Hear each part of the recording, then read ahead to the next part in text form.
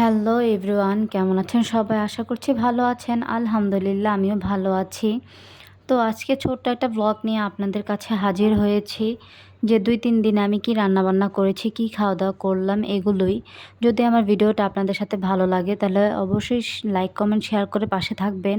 আর যদি আমার কোথাও ভুল হয়ে থাকে আমার ভুলগুলো আমাকে একটু ধরিয়ে দিবেন। আমি অবশ্যই সংশোধন করার চেষ্টা করব। তো আর কোনো স্পয়লার দিচ্ছি না, ডাইরেক্ট ভিডিওটা শুরু করি।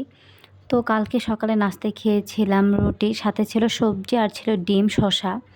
তো দুপুরের জন্য রান্না করেছিলাম শাক আর হলো মাছের তরকারি। কিন্তু দুপুরে যে প্রেশার থাকে রান্নার, সেজন্য আর ভিডিওটা ক্লিপ নেওয়া হয়নি।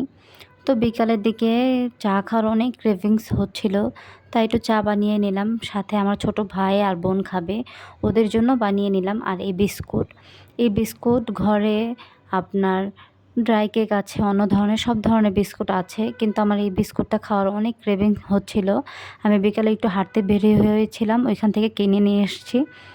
তো আজকে সকালে নাস্তা করেছিলাম হালকা পাতলা, সেজন্য আর কোনো ক্লিপ নেওয়া হয়নি। আর মনটাও বেশি ভালো ছিল না।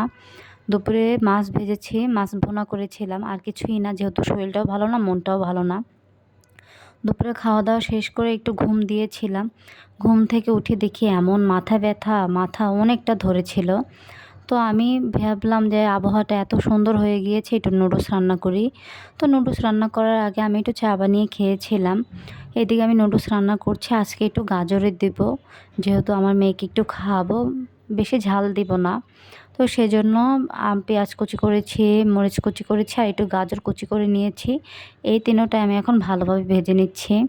তো আমি আমার মতো করে রান্না করছি, আমি এখানে কাউকে রান্না শেখাতে আসিনি। তো যদি কোনো ভুল হয়ে থাকে অবশ্যই ক্ষমা দৃষ্টিতে দেখবেন আর আমাকে ভুলগুলো ধরিয়ে দিবেন। এখন আমি নুডলসের প্যাকেটের যে মশলাটা থাকে সেইটাই ডিমের ভিতরে দিয়ে দিচ্ছি, যাতে ডিমের ভিতরে মশলাটা ঢুকে। আমি এভাবে ধাপে ধাপে মশলাটা ব্যবহার করি।